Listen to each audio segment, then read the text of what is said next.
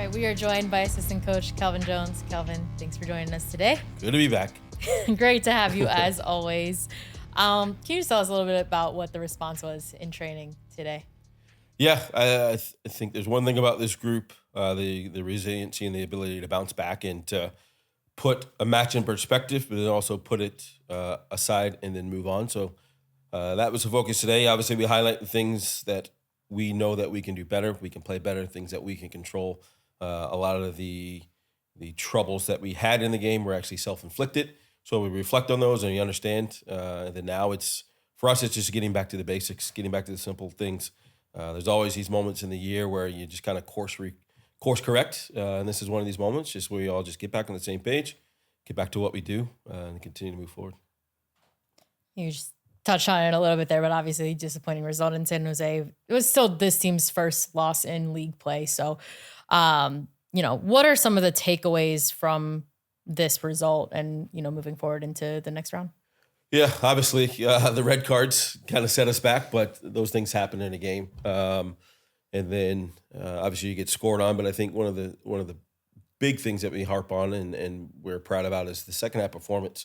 You're down 10 players, down to 10 men, and it shows a lot of guts, courage, and just willingness to fight, just to continue to play. So kudos to the boys to be able to do so. But there's also the little moments in the game that cost us. Whether you're on the wrong side when you're tracking back, the quick free kick that they capitalized on and we punished, that we got punished for, just getting outside of the way that we play in terms of we traveling together, being close on the ball, guys that be put in tough positions where they're isolated in the duels and the game becomes transitional, and credit to San Jose, they capitalized on those things. But again, just getting back to the simple things of doing what we do and focus on that is what the focus for the week will be. How much, when you look at a game like this, and you're watching video, for example, how much of it are you watching and saying, okay, this is when we were 11v11, this is now, like, are you putting a lot of effort and stock into when you're playing down a man and you're still trying to, hey, if this situation happens again, this is how we need to be? Or are you guys like, this isn't going to happen often, let's focus on how we looked up until that moment? No, we look at both. Obviously, there's two different games when you have 11 versus when you have 10. But it's always about us and playing the way that we want to play. So whether we had 11 or 10 guys, there are things that we saw that were outside of the norm for us, especially in moments where the fullbacks are on the ball and we're not supporting around it and they're isolated. That happened when we had 11. That happened when we had 10. Whether our pivots and pockets are traveling together or we have opposite movements on the front line, and the coordination of those things, that happened when we had 11 and happened when we had 10. So it's really focusing on our principles and style of play and getting back to that, and making sure that we're executing that, because we know and we have seen in games where we're 11, we've been really, really good. In games where we're 10 and we've played the way that we play, we're actually still really, really good. So it's more so just focusing on, again, the details that we want to play by rather than what the opposition forces us to do. And speaking on the transition, going from 11 to 10 men, one of my former teammates I used to play with, he would say that one of the coaches said, look, if you ever get a red card, stay on the field for as long as possible so the coaches have time to start figuring out what to do and who to take on and who to bring on and who to take off. When you determine about who's going to be on the pitch when you only have 10 men, it's not only going to be a like for like, but is it also consistent with how the game is going, what the score is going to be, what you want the outcome to be, or is it just determines game by game situation? One, I think from the time that we played toward now, it's a lot more regulations in terms of the time that you need to get off the field and fine. So as much as we could have taken our time, there's an order to which the guys have to get off, or there will be some punishments to that. And what is that? League fines, sanctions, there's a certain amount of time you got to get off the field. Like 2 minutes or something? Yeah, something like that. Okay. So you can't just piddle around. That allows the staff to figure it all out. But the credit to Mikey and to the rest of the staff, like, these are situations and scenarios that we talk about even before the game starts. So in pre-match, we're talking about subs, who in this game situation, who can we use? In this game situation, who can we use? So there's obviously, we don't think that we're going to go down to 10 men, but we had an idea if a center back goes out, who would then be the replacement. So these are things that we thought about, and then obviously the red card happens. So we're quick in that moment to like, nope, let's fall back on this plan. Wilson will go in at center back, and then we adjust from there. Who comes out and who goes in. Those are all decisions that happen in the moment, but there are also decisions that have been discussed prior to any of those things even happening. We changing the course a little bit and just talking about training for a minute. We talked, I think to you, may have been Mikey about this at some point, but just talking about the element of competition and how this team embraces it. One of those ways is through kind of amplifying the training games that are, played weekly throughout the course of each week. Can you talk a little bit more about what that process is like and kind of what those training games are? We've been putting out some content on that and going to start to do that a little bit more regularly, but to provide some context around kind of what people are seeing when they're looking at something like that.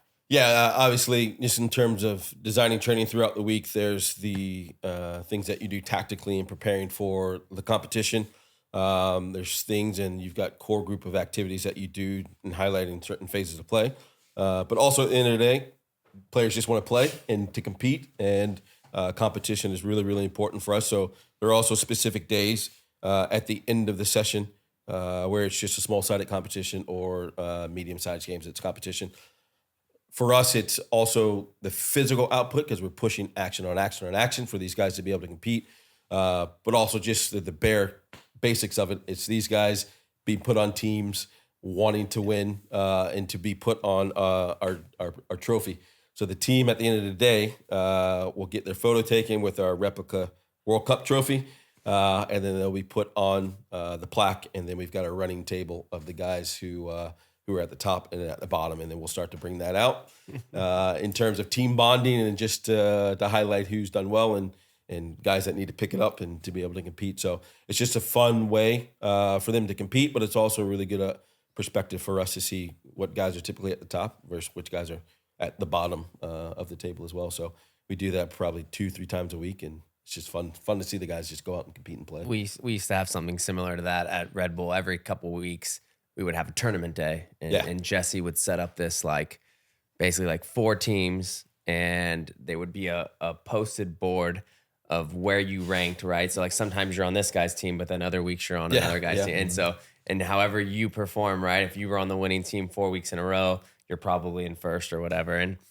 there would be a lot of banter, but also it kind of gives some feedback into, maybe some information for you guys into, hey, this is a pattern that's kind of forming here. Why is this guy at the bottom? Or, this player, oh, wow, he's been on the winning team every single time. Yeah. It's just kind of fun, and it brings some competition, which all the players like at practice. Yeah, more so the banter amongst each other. I've finished first in the last 6 competitions. Why are you at the bottom? So you get a little bit of that. And then I think the great thing about it as well, just in terms of embracing the competition, and you have the trophy as well. You have these small-sided games that you're competing for at the end of the session, but we also use it in different ways as well, because it's one, competition is important, and then set pieces are also important as well. So we'll use it sometimes in the set piece, and you might have we play 11 aside. You'll take the 11 aside team, and then you'll go do set pieces where you're attacking or defending, and that would be part of the competition as well, because it's important to make sure that you're focused and locked into those moments, because those moments can make or break a game. So using it in a lot of different ways, it's fun. Yeah. Is it most fun? You see a lot of competition when it's a young versus old, or do you have the World Cup where it's nations versus each other? And also sometimes we ask the players to put each other on blast. Who's the source winner and who's the source loser? It's in terms of those competitions, we as a staff will put those teams together. So there's not necessarily these guys forming their own teams, and we have that competition. And it's never really old versus young. But we also, I've started as well, an old versus young, the warm-up rondo. So some of the match day -1s, it's typically rondo, and then we'll get into some tactical stuff. But a way to, one, increase the intensity of that rondo is to make it old versus young. So there's different rondos that we'll do. Young started out on fire, and I think they were up 3-0 in the first 3 rondos. Now the old wily guys have figured it all out. Now it's tied back 3-3.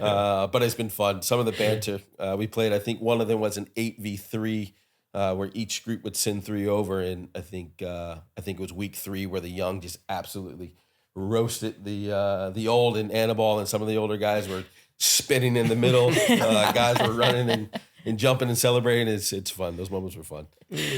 We had Marcus on last week, and he was talking about some of the off-field competitions. I know ping pong is a big one because the table in the locker room. And Ian stopped me the next day because we pulled some clips of them, and he was like, "You have no idea the competitions that are going on in the locker room right now because of us pulling those clips of them ranking the Premier League and the Championship League." So we always love to see the different ways they're competing. We used to always, I don't know if you guys probably did it, but we would play like sometimes you warm up with handball or whatever, and we would do like Americans versus foreigners, and you could tell the Americans that like played football growing up, you know, and like throwing it, and then you got the Europeans that are like not knowing how to throw a ball. They throw it funny. Oh yeah, kind of like an overhand thing. Great, good times. It's always fun. Miss the locker room, that's for sure. Yeah, it's fun.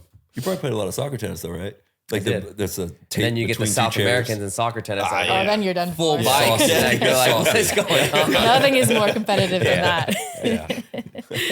Shifting focus a little bit, obviously, big matchup this week against Minnesota. Team has faced 3 times in one of the last games of the season last year. Memorable one at Snapdragon for sure. What can you tell us about what to look forward to in this matchup?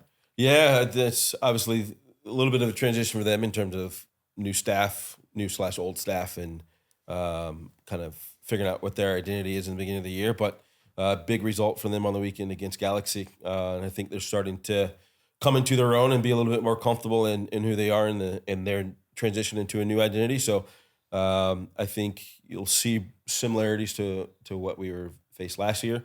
Sort of mid to low block, sitting in and making it difficult for us to score, and then obviously looking to play in transition. But also, especially in the weekend, they a bit more proactive in trying to get pressure higher up the field. So I think you'll see probably a combination of finding moments where they can try to put us on pressure to where they win the ball higher up, and then moments where it's Minnesota and they're sitting back just to make it difficult for us and find ways to unbalance and to unlock. So and then as always, they're always dangerous on set pieces. So they're unique in the way that they play, but they're good at it. So it's a new challenge, not new, but it's a difficult challenge for us compared to the first few games that we played, and we'll have to kind of switch mentality and the chip a little bit in terms of the urgency and the way that we want to play and trying to accelerate the attack as much as we can.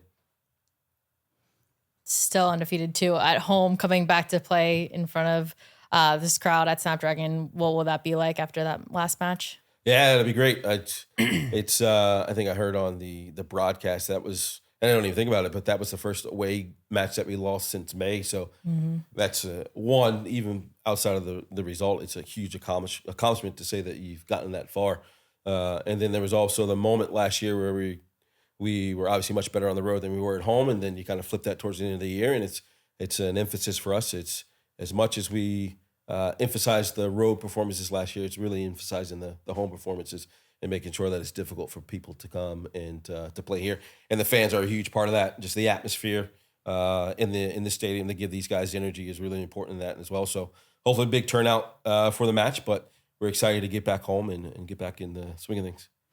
I wanted to ask you personally, this upcoming match is our community night. So we're going to be doing a lot of different activations, just celebrating all things in the San Diego community. What has this community meant to you as now someone who's been here for a little bit of time, kind of moving your family over to here? What's that been like for you in your experience? It's any move is difficult. And as we've had this reflection as a family and then with friends, it's any move is difficult. And especially when you've got kids that are 11 and 13 and they've got their source of friends and they've been in a place for a long time.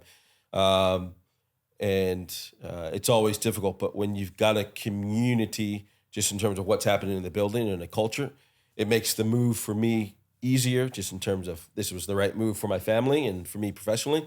But then how welcoming the community is as a whole, as of San Diego, it's unbelievable. We're in La Mesa, so it's a tight-knit community that's very open. And the fact that you can be outside year-round versus Columbus, nice. And yeah. I think Columbus people might be just starting to come outside because the weather's turned. Just to be able to be out in the community. And then when you're out in the community, you can see the support that you have in the community. People wearing the brand, wearing the crest, and showing up to events. It's just unbelievable to see how quickly the football has grown and taken root in this city. So I'm honored to be a part of it. And like Mikey always says, it's the club will always be bigger than us. And in 50 years, we will all be gone. But what we're setting right now sets up for the future. So to be a part of that it's just an honor. La Mesa over SDFC training ground. Like, put it on the billboard. Yeah. All right. Well, thank you so much again for spending your time with us. We always appreciate it. Absolutely. Thank you.